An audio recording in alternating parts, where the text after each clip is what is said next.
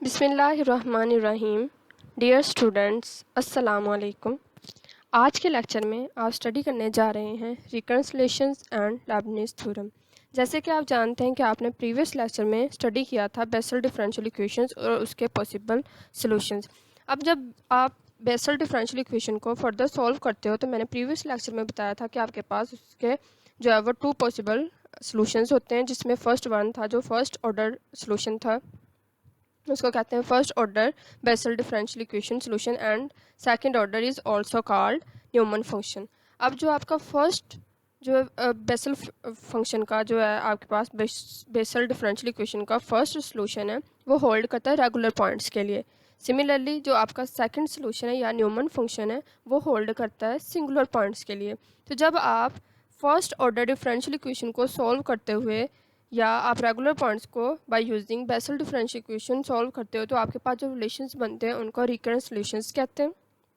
Recurrence का क्या मतलब है कि बार बार आना या एक चीज़ का पहले से मौजूद होकर उसके बाद उसमें कुछ और मज़ीद जो है मॉडिफिकेशन होकर उसी रिज़ल्ट का एक नए तरीके से बन जाना आपके पास कहलाता है रिकरेंस रिलेशन। सो रिकरेंस रिलेशन बेसिकली अप्लाई होंगे बेसल डिफरेंशियल इक्वेशंस के ऊपर, और उसके बाद आप स्टडी करेंगे लेबनीज़ थ्योरम, जो कि आपको पता है कि आपने बायनोमियल एक्सपेंशन की होगी।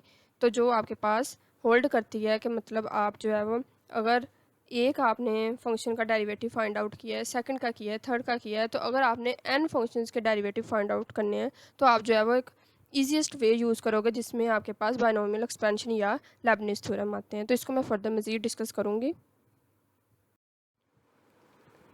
So what is recurrence relation? Mathematics में जो है रिकरेंस रिलेशन आपके पास ऐसी इक्वेशन है जो कि रिकर्सिवली आपके पास एक सीक्वेंस की फॉर्म में या मल्टी डिमेंशनल एरे के तौर पर वैल्यूज़ उसमें आती हैं। मल्टी डिमेंशनल एरे क्या होता है कि एक ऐसा एरे या एक आपके पास पूरा बॉक्स, एरे मीन्स पूरा बॉक्स जिसमें आपके पास मल्टी डायमेंशंस हों, 1 2 3 and so on, nth dimensions हों या उन डायमेंशन की n वैल्यूज़ हों, तो उनको आप जो है जिस रिलेशन के थ्रू डिफाइन करते हैं उसको आप रिकरेंस रिलेशन कहते हैं। वंस वन और मोर इनिशियल टर्म्स आर गिवन, कि अगर आपके पास एक कंडीशन या एक टर्म गिवन है या एक से ज़्यादा कंडीशन या आपके पास टर्म्स गिवन है तो आप उनको सीक्वेंस वाइज या एरे के तौर पर आप जब उनको डिफाइन करते हो तो उसको कहते हैं कि वो रिकरेंस रिलेशन है। सिमिलरली इसकी सेकंड डेफिनेशन है, a recurrence relation is a sequence that gives you a connection between two consecutive term. जो आपको रिलेशन बताता है कि एक टर्म पहले अपीयर हुई है, उसी रिलेशन के अंदर एक दोबारा से वो टर्म किसी और तरीके से आ रही है, तो उन दोनों के कनेक्शन को भी आप जो है वो रिकरेंस रिलेशन से डिफाइन कर सकते हो। This connection can be use to find next या प्रीवियस, यानी कि आप नेक्स्ट वैल्यू को भी उससे डिफाइन कर सकते हो और प्रीवियस वैल्यू को भी उससे फाइंड आउट कर सकते हो। ऑल्सो उसके मिसिंग कोएफिशिएंट्स फाइंड आउट किए जा सकते हैं और उसकी लिमिट्स भी रिकरेंस रिलेशन से फाइंड आउट की जा सकती हैं। अब जो हमारा रिकरेंस रिलेशन है उसमें हम क्या करेंगे कि हम जनरेटिंग फंक्शन को यूज़ करते हैं। जनरेटिंग फंक्शन का भी एक अलग से टॉपिक है और इंशाल्लाह नेक्स्ट लेक्चर में आपको मैं जो है वो कम्प्लीटली और जो है उसकी डेरिवेशन के साथ आपको करवाऊंगी। लेकिन ये जो जनरेटिंग फंक्शन है यहाँ पे ये बेसल डिफरेंशियल इक्वेशन में जनरेटिंग फंक्शन की वैल्यू कुछ और है। इससे पहले जो आपने लेजेंडर के लिए स्टडी की थी उसमें उसकी वैल्यू कुछ और थी। तो इसको मैं ब्रीफ जो है वो नेक्स्ट लेक्चर में करूँगी इंशाल्लाह ज़रूर जनरेटिंग फंक्शन को। फिलहाल आप देखेंगे कि यहाँ पे जनरेटिंग फंक्शन को हम यूज़ करते हुए रिकरेंस रिलेशन को किस तरह से हम बेसल डिफरेंशियल इक्वेशन से फाइंड आउट कर सकते हैं। तो यहाँ पे देखें कि आपने रिकरेंस रिलेशन फाइंड आउट करना है बेसल फंक्शंस को यूज़ करते हुए। आपके पास जो है वो नज़र आ रहा है ये एक्सप्रेशन है एक्स पर raise to n J n of x which is equal to x पर raise to n J n minus one which is x. अब यहाँ पे देखें जे का इंडेक्स एन है लेकिन राइट हैंड साइड पर जे एन माइनस वन है, यानी कि उसका ऑर्डर चेंज आपको नज़र आ रहा है। तो आपने इसको प्रूव करना है। कैसे प्रूव करना है? पहले आप जो है वो डेफिनेशन यूज़ करेंगे। डेफिनेशन आप यूज़ करेंगे यहाँ पे ये जे एन और ये जे एन माइनस वन, उसका ऑर्डर चेंज नज़र आ रहा है आपको। तो आप यहाँ पे डेफिनेशन यूज़ करेंगे जो कि प्रीवियस लेक्चर में आपने first order differential equation Bessel को यूज़ करते हुए की थी। जो आपके पास एक्सप्रेशन था वो ये था। अब आपने इस रिज़ल्ट को एज इट इज़ राइट करने के बाद आप क्या करवाएंगे, एक्स पर रेज टू एन के साथ दोनों साइड को मल्टीप्लाई करवाएंगे। इन दोनों साइड्स को एक्स पर raise to left hand side को यूज़ करते हुए राइट हैंड साइड को प्रूव करना है। तो लेफ्ट हैंड साइड के लिए आपने इस एक्सप्रेशन को मल्टीप्लाई करवाना है एक्स पर रेज टू एन के साथ। जैसे आप इसको एक्स पर रेज टू एन के साथ मल्टीप्लाई करवाएंगे आपके पास ये इस तरह से आ जाएगा। देन आप उसका डेरिवेटिव लेंगे with respect to x. WRT means with respect to x आप इसका डेरिवेटिव लोगे। Left hand side as it is रहेगी, जो कि आपको ये फॉर्म बनती हुई नज़र आ रही है, और राइट हैंड साइड को फर्दर सोल्व करते हुए हमने राइट हैंड साइड ये वाली प्रूव करनी है। सो इधर आपके पास जब इंक्रीमेंट आएगा एक्स पर रेज़ टू एन के साथ, तो यहाँ पे एक एक्स पर raise to n already exist कर रहा है, एक और एक्स पर रेज़ टू एन आएगा, तो दोनों जो है मल्टीप्लाई हो रहे हैं, लेकिन पार्ट्स उनकी ऐड हो जाएंगे, तो एक्स पर रेज़ टू 2n हो जाएगा। तो मैंने एक्स की पावर वालों को अलग कर लिया है और 2 की पावर वालों को अलग कर लिया है, बाकी जो है वो ओवर में जो आपके पास था एक्सप्रेशन उसको एज इट इज़ रहने दिए। फर्दर इसको जब आप जो है इसका मतलब डेरिवेटिव अब इसके ऊपर अप्लाई करोगे, पहले तो जस्ट एक्स पर रेज़ टू एन वाली फंक्शन को किया है मैंने यहाँ पर एक्सप्लेन। अब जब इसका डेरिवेटिव अप्लाई करेंगे समीशन एज इट इज़ आएगा। इसके अलावा जो है वो डेरिवेटिव एक्स की रिस्पेक्ट लेना है, तो जो आपके पास फंक्शन एक्स से इंडिपेंडेंट है उनको आप साइड पर राइट कर लेंगे, ये सारे आपके पास साइड पर आ जाएंगे। बाकी रह जाएगा d/dx एक्स पर raise to 2n plus r। तो जब नेक्स्ट स्टेप में फिर अगेन ये जो है ये एज इट इज़ रह जाएगा। जब इसका डेरिवेटिव लेंगे तो यहाँ पे आप पार रूल अप्लाई करेंगे इसके ऊपर। तो पार रूल में आप क्या करते हैं, पार साइड पर आ जाती होती है 2n प्लस 2r, और बाकी जो है आपके पास पार में से एक माइनस कर देते हैं, तो आपके पास ये इस तरह से आ जाएगा। उसके बाद नेक्स्ट आप देखें, इधर नेक्स्ट करने के बाद आपके पास ये जो है आप ये इसी एक्सप्रेशन को इधर एज इट इज़ लिखेंगे, और हमें पता है कि हम क्या करते हैं कि अगर आपके पास ये इस तरह से हो कंबाइन फंक्शन, यानी कि gamma n plus r plus 1, तो प्रॉपर्टी को यूज़ करते हुए आप इसको सेपरेटली लिख सकते हो n प्लस r और गैमा n प्लस r। मतलब कि ये आपके पास जब इसको कंबाइन करते हो तो ये अगेन आपके पास यही रिजल्ट होता है बाय यूजिंग प्रॉपर्टी। तो n प्लस r को जब गैमा से आपने सेपरेट लिखा बाय यूजिंग प्रॉपर्टी, तो ये आपके पास जो है बाकी एज इट इज़ रहेगा। इधर 2 को कॉमन ले लिया मैंने, n प्लस r बाकी आपके पास एज इट इज़, और ये 2n plus 2 r as it is. उसके बाद ये जो अगला फंक्शन है वो भी एज इट इज़ आ जाएगा। अब यहाँ पे इसको प्रॉपर्टी को यूज़ करते हुए इसको सेपरेट करने का क्या रीज़न था कि मैं ऊपर वाले n प्लस r के साथ इसको कैंसिल आउट करना चाह रही थी सिंप्लीफाई करने के लिए, तो इसलिए ये दोनों कैंसिल आउट हो जाएंगे। बाकी आपके पास रह जाएगा ये वाला फंक्शन एज इट इज़, और बाकी ये वाली टर्म्स जो कि आपके पास है एक्स पर raise to 2n plus 2r minus 1।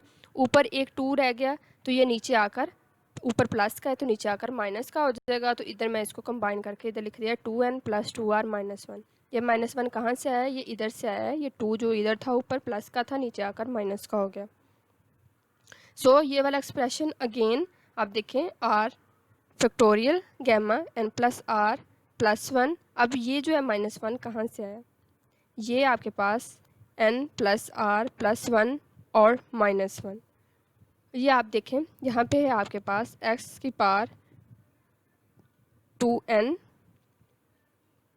यहाँ से आप एक n को साइड पर कर दें तो बाकी n प्लस 2r माइनस 1 ये एज इट इज़ आपके पास रह जाएगा, और बाकी आपके पास है 2n।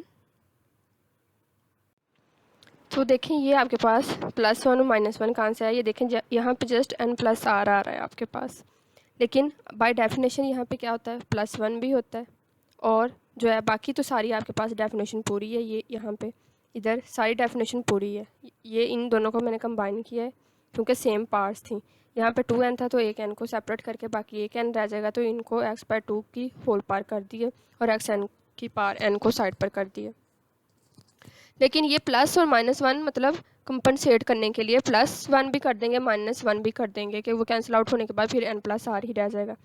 कंपनसेट करने के लिए क्योंकि ये हमारे पास सीरीज़ बननी चाहिए n j index n minus 1 of x multiplication bye x पर रेज़ टू n। तो ये आपके पास अब फार्मूला बन गया है या ऑर्डर बन गया है, रिकंसिलिएशन बन गया है किसका, बेसल फंक्शन का, जो कि j n minus 1 of x multiplication with x पर रेज़ टू n।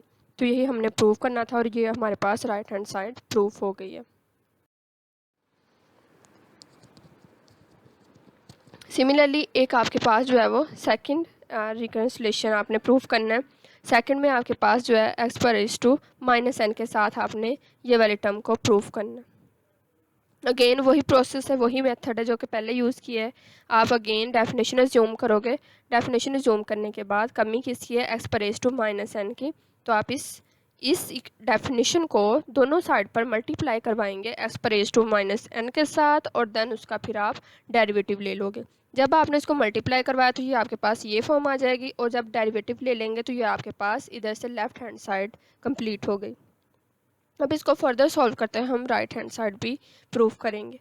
तो अब यहाँ पे जो है वो देखें कि ये डेफिनेशन में जो आपके पास ये वाला फंक्शन सारा एज इट इज़, और बाकी जो है मैंने इन सबको जो है सेपरेटली करने के बाद डेरिवेटिव अप्लाई कर दिया है, जो कि एक्स का फंक्शन है एक्स पर raise to n plus two r minus N.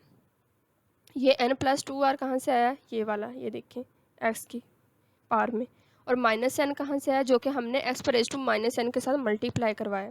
तो वो भी एक्स की पार में है, माइनस एन मतलब एक्स का फंक्शन है, तो इसलिए उसको इसी की पार में मैंने लिख दिया है माइनस एन के साथ। इसके बाद ये वाला अब टर्म एज इट इज़ रहेगी। इसका जो है वो डेरिवेटिव ले लें। जब डेरिवेटिव लेंगे एक्स पर raise to n plus two r minus n, ये प्लस एन ये माइनस एन कैंसिल आउट, तो एक्स की पार में रह जाएगा जस्ट टू आर, तो वो टू आर साइड पर, और एक्स की पावर को जो है वो हम -1 कर देंगे बाय अप्लाइंग पावर रूल। सो यहाँ पे -1 कर दिया। अब मैं यहाँ पे इसको कैंसिल आउट नहीं कर रही हूँ, क्योंकि ये हमने जो है वो इसकी सीक्वेंस बरकरार रखनी है। हमें रिज़ल्ट में जो है वो -n चाहिए, राइट हैंड साइड में -n चाहिए, तो इसलिए मैं इसको कैंसिल आउट नहीं कर रही हूँ फर्दर। उसके बाद मज़ीद सिंप्लीफाई किया, देखें इधर से आपके पास r इधर रह गया 2n प्लस 2r माइनस 1। ये -1 कहाँ से आया, ये ऊपर 2 जो है पॉजिटिव था, नीचे आने के बाद वो माइनस का हो गया, तो मैंने उसको इसके साथ कंबाइन कर दिया। बाकी यहाँ पे x पर raise to n plus 2r minus 1 इसको अलग से लिख लिया, और x पर रेज़ टू माइनस n को सेपरेट कर इसको इक्वेशन नंबर 1 कह दिया। सो अगर हम देखें r equal to 0 for above expression become 0। अगर हम r को 0 कर देते हैं तो हमारे पास पूरा एक्सप्रेशन 0 हो जाएगा। सो इस सिचुएशन को अवॉइड करने के लिए आप पुट करेंगे पहले r is equal to m plus 1, क्योंकि अब फर्दर इसको ये सॉल्व होता नज़र नहीं आ रहा। हमें राइट हैंड साइड प्रूफ करनी है, ये हमारे पास फर्दर सॉल्व होता नज़र नहीं आ रहा, तो इसको सिंप्लीफाई करने के लिए आप पुट करेंगे r is equal to m plus 1। जब आप r equal to m plus 1 put करोगे तो ये आपके पास इधर से जहाँ जहाँ पे भी r है उसकी वैल्यू रिप्लेस हो जाएगी m प्लस 1 के साथ। देखिए यहाँ पे r था तो m प्लस 1, यहाँ पे r था m प्लस 1। सिमिलरली इनकी पार्ट्स में भी जहाँ जहाँ पर r है वो सारे रिप्लेस हो जाएंगे, तो ये आपके पास इस तरह की फॉर्म बन जाएगी। अब ये जो इक्वेशन राइट की है ये बेसिकली मैंने यहाँ पे मेंशन नहीं किया, आप इसको खुद कर लें कि ये आपके पास सोल्यूशन है बेसल डिफरेंशियल इक्वेशन का, जनरल सोल्यूशन है, जो कि आपके पास है y इज इक्वल टू, मतलब कोई भी आपके पास इक्वेशन है डिफरेंशियल इक्वेशन बेसल की, तो उसका जनरल सोल्यूशन है जिसमें आपके पास a उसके कोफिशिएंट्स हैं या कॉन्स्टेंट्स हैं, और उसका jn(x) रिकन्सलेशन है, कोफिशिएंट है, प्लस बीटा या b j माइनस n(x) है। यानी कि क्योंकि आपको पता है कि जो बेसल डिफरेंशियल इक्वेशन है वो होल्ड करता है टू सोल्यूशन के ऊपर, फर्स्ट ऑर्डर और सेकंड ऑर्डर। फर्स्ट ऑर्डर या जो होल्ड करता है for regular points, second order for singular points, और x इज इक्वल टू 0, और इसको न्यूमन फंक्शन भी कहते हैं। तो ये बेसिकली सोल्यूशन है बेसल डिफरेंशियल इक्वेशन का, general solution of Bessel differential equation, this equation.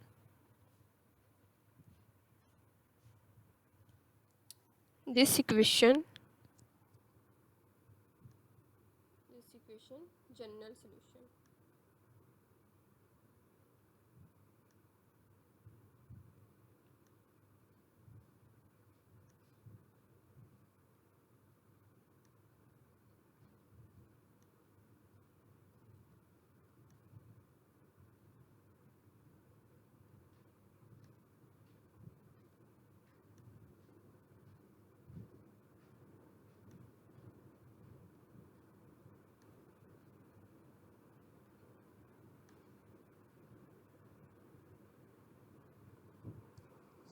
सो ये इसकी जनरल फॉर्म है आपके पास किसकी, बेसल डिफरेंशियल इक्वेशन की। सो उसके बाद जो है वो -1 की पार में आपके पास m प्लस 1 था, तो m की पार को मैंने अलग कर लिया, प्लस 1 को अलग कर लिया। सिमिलरली बाकी जो है सिंप्लीफाई हो रहे थे उनको भी जो है वो मैंने इस तरह से राइट कर लिया है। अब देखें यहाँ पे ये जो है टर्म लास्ट पर लिखी हुई, इसको और एक -1 को इसके साथ कंबाइन कर दिया, क्योंकि हमारे पास राइट हैंड साइड में माइनस एक्स पर रेस टू माइनस एन भी आ रहा था। तो एक माइनस को और इस लास्ट टर्म को कंबाइन करके लिख दिया है, बाकी जो है समेशन टर्म और माइनस वन पर रेस टू एम और बाकी इन टर्म्स को जो है वो कंबाइन कर दिया है, यहाँ पे इन टर्म्स को कंबाइन कर दिया है। तो ये आपके पास सीरीज़ बन रही है J n plus one of x, ये आपके पास फार्मूला बन रहा है J n plus one of x, और ये आपके पास ये टर्म इसके साथ मल्टीप्लाई हो रही है जो कि राइट हैंड साइड के इक्वल है। तो इस तरह से ये आपका जो है वो सेकंड रिकंसिलेशन भी for Bessel differential equation prove हो जाता है। तो इसी तरह से आपने, ये आपके पास कुछ और रिलेशंस हैं, आपने इनको सॉल्व करना है। अगर आपको कोई मसला हो तो आप मेरे से पूछ सकते हैं। यहाँ पे मैंने मेंशन किया हुआ है फिफ्थ के लिए another way of writing reconciliation of order 2, यानी कि जो कि अभी मैंने प्रूव करवाया है, ये उसी का ही दूसरा तरीका है लिखने का। इस तरह से भी आप जो है वो इस रिलेशन को, रिकंसिलेशन को जो अभी प्रूव किया है, इस तरह से भी राइट कर सकते हो। सिमिलरली रिकंसिलेशन ऑफ ऑर्डर 1, ये ऑर्डर 1 का जो रिकंसिलेशन है उसको इस तरह से भी राइट कर सकते हो। तो इस तरह से आपने इन रिकंसिलेशंस को भी खुद सॉल्व करना है। नेक्स्ट है जी लेबनिज़ थ्योरम। कुछ लोग इसको लिबनिज़ भी पढ़ते हैं, जैसे आपको इजी लगे। मैं इसको लेबनिज़ कहती हूँ, लिबनिज़ भी कह सकते हैं। यहाँ पे टी साइलेंट है। इसको लेबनिज़ क्यों कहते हैं? ये आपके पास मैथमेटिशियन था, कैलकुलस में आपने पढ़ा होगा इसका ये थ्योरम। तो उसका नाम जो था गॉटफ्राइड लेबनिज़ था, गॉटफ्राइड लेबनिज़, उसने इसको इंट्रोड्यूस करवाया था। अब आपको पता है आपके पास कोई भी फंक्शन हो, just like if y is equal to u v, मतलब आपके पास कोई वाई फंक्शन है जो कि जिसकी वैल्यू है यू वी, और यू वी जो है वो नेक्स्ट फंक्शन है एक्स के। तो आप क्या करते हो कि अगर आपने इसका फर्स्ट ऑर्डर डेरिवेटिव लेना है तो आप सिंपली क्या करते हो, d y over d x, और आप इसके ऊपर प्रोडक्ट रूल लगा देते हो, यानी कि यू को वैसे लिखा, d v over d x लिया, देन प्लस वी को वैसे लिखा और d u over d x लिखा। सिमिलरली हम क्या है, second order derivative find out कर सकते हैं, third order derivative find out कर सकते हैं, फोर्थ ऑर्डर, जो कि हमारे पास कम्प्लेक्स फॉर्म में नहीं होंगे। आप इजीली जो है वो 2, 3, 4, 5 यहाँ तक जो है वो सॉल्व कर सकते हो। लेकिन अगर आपको 10 जो है वो डेरिवेटिव चाहिए हो, 20, 50, 100 डेरिवेटिव या n डेरिवेटिव चाहिए हो, नेक्स्ट पॉइंट में देखें, is there a quick method for finding d n of y over d x of n. तो क्या ऐसा कोई मेथड है कि जो हमें क्विकली और इजी वे में जो है वो इतनी वैल्यूज़ दे सके या इतने डेरिवेटिव्स की वैल्यूज़ दे सके? हम फर्स्ट निकाल सकते हैं इजीली, सेकंड, थर्ड, फोर्थ, लेकिन अगर हमें 50 चाहिए हो या 100 चाहिए हो या 1000 या फिर n चाहिए हो, तो उसके लिए अगर कोई ईजीएस्ट मेथड है या क्विक मेथड है तो उसे हम कहते हैं कि वो हमारे पास है लेबनिज़ थ्योरम। लेबनिज़ थ्योरम बेसिकली जो कंसीक्वेंस है या फर्दर मॉडिफाइड फॉर्म है वो बायनोमियल एक्सपेंशन की है, कि बायनोमियल एक्सपेंशन में आप क्या करते हो कि वो 1 प्लस एक्स पर रेज़ टू 1 अगर उसकी पावर है तो 1 आप डेरिवेटिव ले सकते हो इजीली, 2, 3, 4 वैल्यूज़ वो n के लिए होल्ड करते हैं, यानी 1 प्लस एक्स पर रेज़ टू n के लिए सारी वैल्यूज़ उसमें आ जाती हैं। तो ये सिमिलर है बायनोमियल एक्सपेंशन के। तो नेक्स्ट इसका प्रूफ देखें। नेक्स्ट प्रूफ में देखें कि आप सिमिलरली आप वही फंक्शन है y is equal to u v, where u and v are the functions of x and both possesses derivatives of nth order, यानी कि दोनों का जो है डेरिवेटिव पोजेस करता है या होल्ड करता है वो nth है। So y is equal to u v, और जब इसका nth ऑर्डर डेरिवेटिव लेंगे तो हम इस तरह से राइट करेंगे y n which is equal to d n of y over d x n which is equal to d n over d x n, यानी कि इधर y की वैल्यू आ जाएगी जो कि आपके पास है यू वी। जब आप इसी एक्सपेंशन को ओपन करते हो, इस एक्सपेंशन को, तो ये आपके पास सारे डेरिवेटिव्स को डिफाइन कर रही है। तो जब आप इसका nth ऑर्डर डेरिवेटिव लोगे तो आप इसको इस तरह से राइट करोगे NC0। C का मतलब आपको पता है कि किसको रिप्रेजेंट करता है, कम्बिनेशन। NC0 मतलब कि जिसकी वैल्यू होती है 1, UN मतलब उसकी nth वैल्यू, एक फंक्शन की nth वैल्यू और एक की बिल्कुल जो है वो फर्स्ट वैल्यू जो 0 से स्टार्ट करेंगे।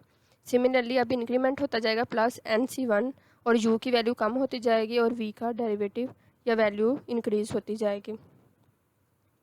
NC1 UN-1 v first derivative plus like product rule कि UN को वैसे लिखेंगे, v का जो है वो डेरिवेटिव। सिमिलरली प्लस UN -1 यानी कि उसकी वैल्यू a कम हो जाएगी, और v का derivative plus nc2 un-2 again v का second derivative and so on. इसी तरह से हम ncr तक जाएंगे, u की पावर n-r, v की power r and so on n-1 un-v पर raise to n-1 plus ncn।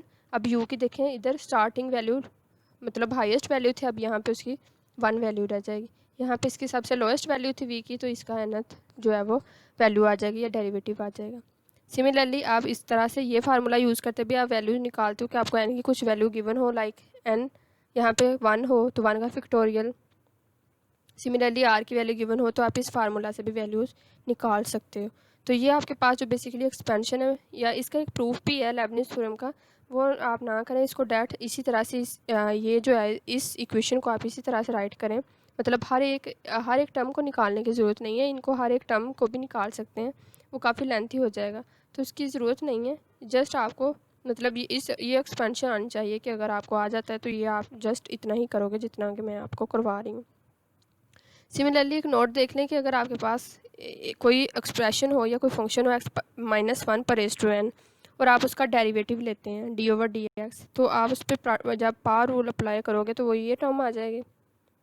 मतलब कि फंक्शन कोई पहले फंक्शन u(v) था तो उसका फर्स्ट ऑर्डर डेरिवेटिव ले सकते थे, सेकंड ऑर्डर, थर्ड ऑर्डर। तो मैंने कहा था अगर nth ऑर्डर डेरिवेटिव लेना है तो वो आपके लिए कॉम्प्लिकेटेड होगा, तो फिर हम उसके लिए लेबनिज़ थ्योरम अप्लाई करते हो।